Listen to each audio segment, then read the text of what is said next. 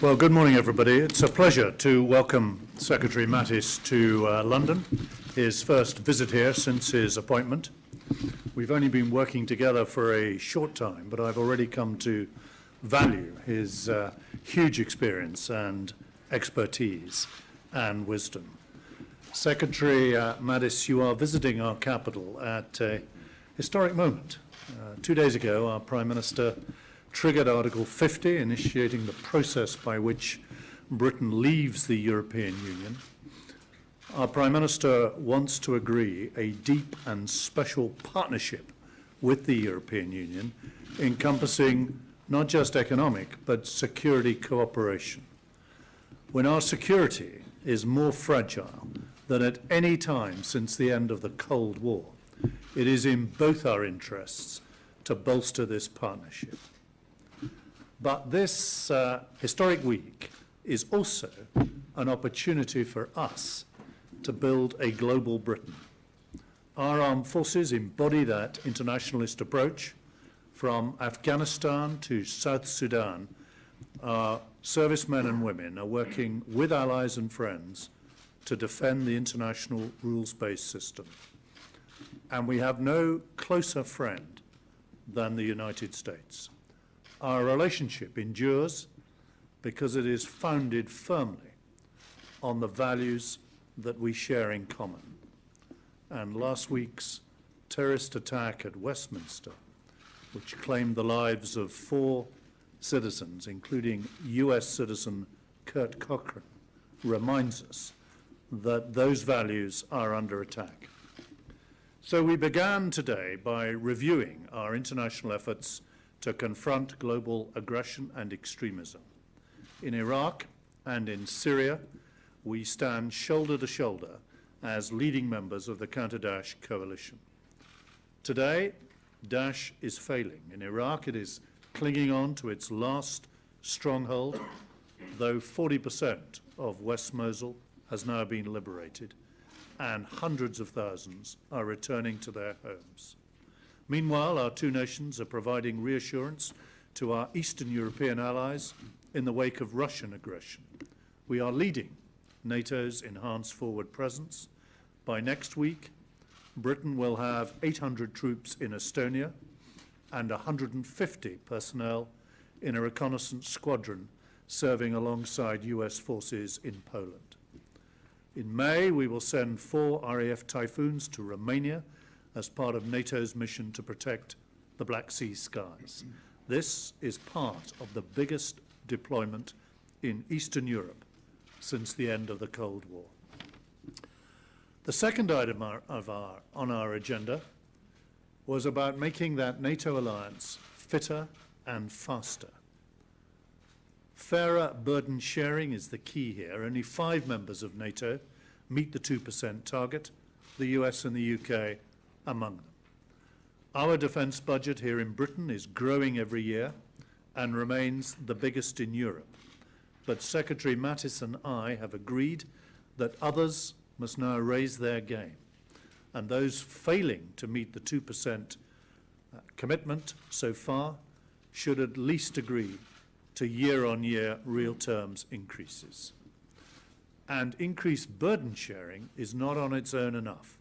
We've also agreed that NATO must modernize and streamline its military structures to ensure faster decision-making and take a 360-degree view of all the security threats that face us.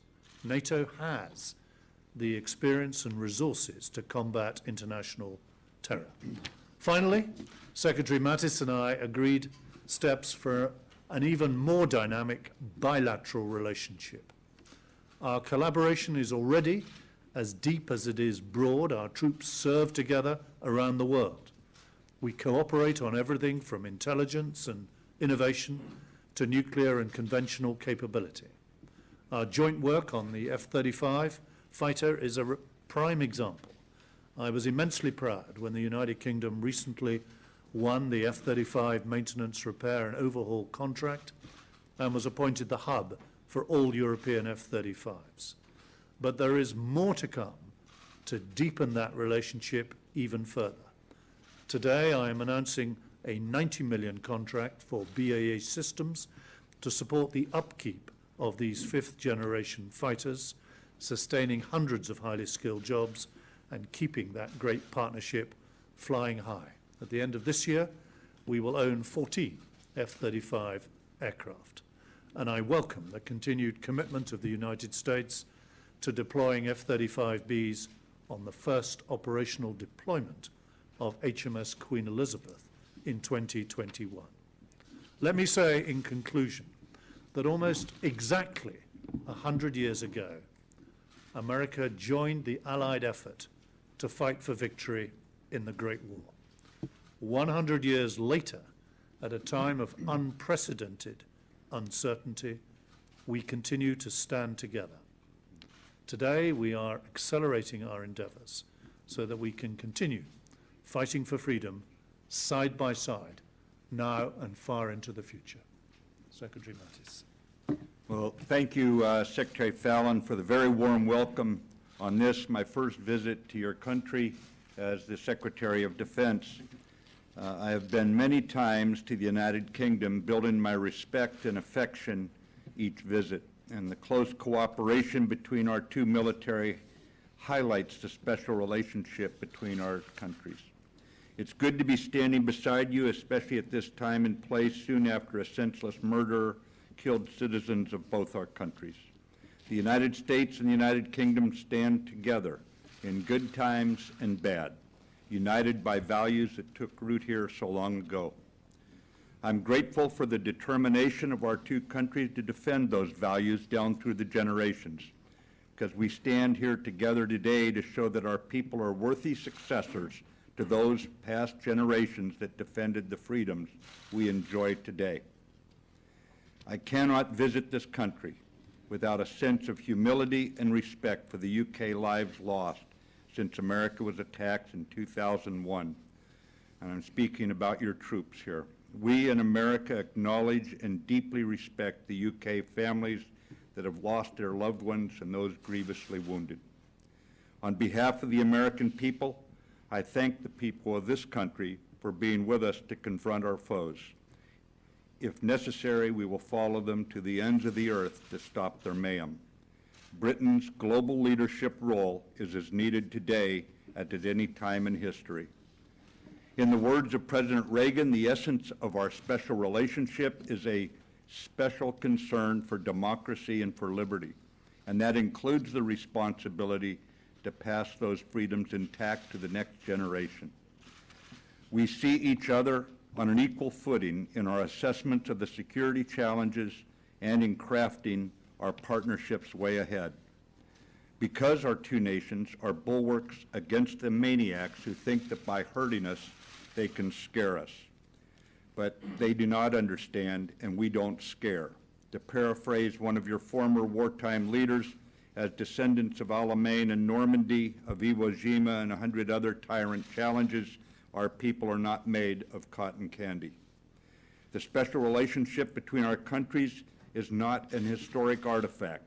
It is instead a source of strength today for our two nations committed to standing together in defense of our freedoms. And it is demonstrated daily in our military-to-military interactions, such as you noted, Sir Michael, and across a host of domains, never taking the special relationship for granted at any time.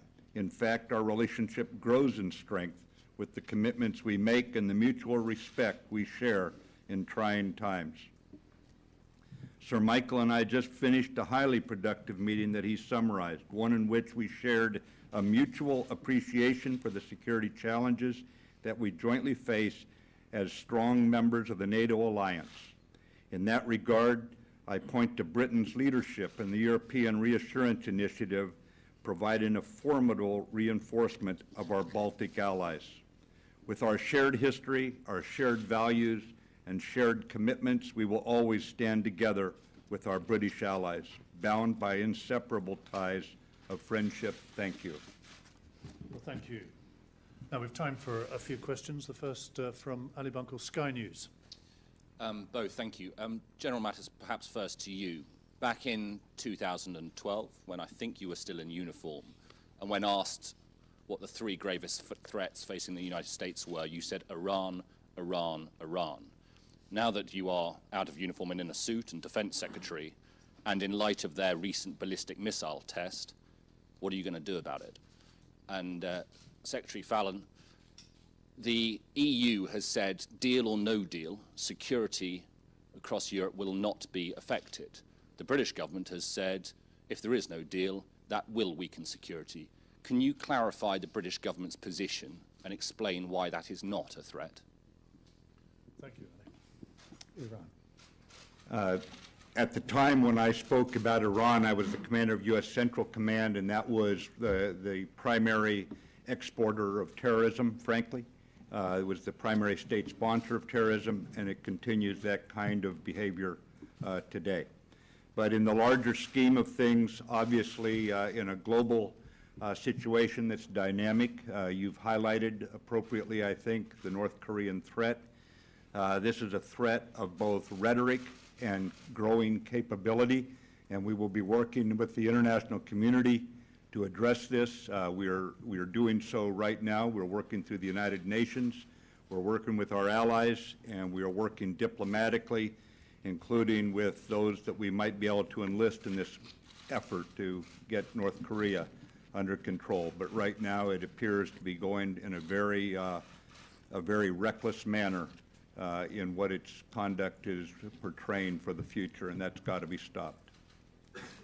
Thank you. So far as the European Union is concerned, we benefit at the moment here, and Europe benefits from the cooperation between our police forces, our intelligence and security services, and from the judicial arrangements that allow us to have criminals that we want to have tried here returned to us. We benefit from those arrangements, and we want to see that cooperation continue. If there is no deal on that, then we are all weakened. We're weaker here, and Europe is weaker, because that is a joint effort to tackle organized crime and to combat terrorism. What we're seeking in these negotiations is a deep and special partnership with the remaining European Union on both economic issues and on security. Now, let's take an American question. Bob Burns. Right here. Good. Oh, sorry. Thank you. Question for both of you, if I may. Secretary Mattis, in recent days, General Scaparrotti spoke of his concerns about Russian threats to your European allies and the need for the United States to increase its military presence on a permanent basis, not just rotational, but permanent. I'm wondering, although decisions may not have been made about this sort of thing, as a general matter, do you think that it's time for the U.S. to increase its permanent military presence footprint in Europe? And also, may I ask both of you a question about the alleged Russian violation of the INF Treaty? Secretary Fallon, realizing that this is a U.S.-Russian treaty by itself, nonetheless, do you feel it's the sort of thing that requires some sort of response in kind in terms of missile deployments in Europe? And for you, Secretary Mattis, on the same matter, do you think it's time for the United States to exit that treaty? Certainly. Well, thanks, Bob. Russia's, Russia's violations of international law are now a matter of record, from what happened with Crimea to other aspects of their behavior in mucking around inside other people's elections and that sort of thing. So I think the point I would make is that NATO stands united. The transatlantic bond is united. We are going to maintain Article 5 as absolute bedrock of the NATO alliance, and we will, as you see with the European Reassurance Initiative, act according if Russia chooses to be a strategic competitor. On the INF issue, we're in consultation with our allies, and we are still formulating the way ahead. In fact, it'll be addressed, I think, very, very soon as a matter of highest level concern. Well, thank you. So far as enhanced forward presence is concerned, we want to see that presence as persistent as the threat that it is designed to deal with, to reassure those allies on our eastern flank and to deter the kind of Russian aggression that we've seen recently, military build-up, use of hybrid techniques, and indeed interference through cyber and other techniques. So we need to stand up that presence for as long as is needed. So far as the INF treaty is concerned, we reviewed that in our meeting this morning, and we look forward to the more formal response from the United States, and we too think that is something that needs to be taken forward, not just by the United States, but by NATO generally, once we have those violations confirmed. Taken forward. Now, a British question, Daily Mail, Larissa Brown. Secretary Mattis, one of your generals has said that Russia may be arming the Taliban in Afghanistan, and there's also the presence of Islamic State in the country. How concerned are you by these factors, and what will you do about it? And Sir Michael, the same question for you about Russia, but also will the UK send combat troops back to Afghanistan as it steps up its global role post-Brexit? Thank you. Yeah, we have seen Russian activity vis-a-vis the Taliban. I'm not willing to say at this point if that is manifested into weapons and that sort of thing, but certainly what they're up to there in light of their other activities gives us concern. I would just say that we look to engaging with Russia on a political or diplomatic level, but right now Russia is choosing to be a strategic competitor, and we're finding that we can only have very modest expectations at this point of areas that we can cooperate with Russia, contrary to how we were just 10 years ago, 5 years ago. It's no longer a cooperative engagement with them. Right now, it's when we're going to have to carve out diplomatically some kind of maneuver room here, assuming Russia can change its behavior and act in accordance with international norms and international law. Thanks. I mean, this is there's a pattern of interference now by Russia in different parts of the globe that needs us to be, when we engage with Russia, to be wary of what Russia is up to. And that is why there cannot be at the moment any return to business as usual with Russia. We work with Russia to deconflict in areas where Russian aviation may be involved on the edge of our information region, flight information region, or in Syria. And we engage with Russia in discussions about parts of the world where Russia has great influence. But otherwise, we need to be extremely watchful now of this persistent pattern of Russian interference. I'm sorry, you had a second part to your question. Combat troops in Afghanistan. No, we're not committing combat troops back in Afghanistan. We last year increased our presence in Afghanistan, and we continue to wait for advice on the continuation of Resolute support for 2018. As you know, we are helping staff the Officer Academy, we assist on counterterrorism, and we are engaged in supplying the bulk of the Kabul protection force, but we're not planning to return to combat in Afghanistan. Now, final question, please, from Reuters. Phil Stewart. Phil, he's here. Thank you. Just to follow up on that last question on Afghanistan, we already know that General Nicholson and General Votel both support more forces in Afghanistan. Secretary Mattis, would you support more forces? And then on Syria, to both of you, you know, the previous longstanding policy has been in Syria that President Assad must go. Could you please both bring us up to date? Is that still the policy? And if it has changed in any way, is there concerns that what is going on right now as far as the Islamic State fight could ultimately benefit Assad should he be around for the long term? Thank you. Well, on the question about the more forces for Afghanistan, the suggestion and recommendations coming into us from the NATO commander in the field have been received, and we are reviewing those right now. Our chairman of the Joint Chiefs is reviewing them. Obviously, in light of our relationship with the UK, We always engage with them on issues like this simply because we consider them an equal partner. Their advice is always solicited. It doesn't come down to the number of troops in the field, so we'll be working with our allies on that issue. We have not made a decision yet. I've not put a recommendation forward to our president at this time. And I would say on the Assad issue, we're working this one day at a time as we throw Daesh onto the back foot. You're all aware that Daesh has every intention of striking externally from the region, and that immediate threat goes to Europe, and we're going to have to keep them on their back foot, and that's where we're concentrating at this point.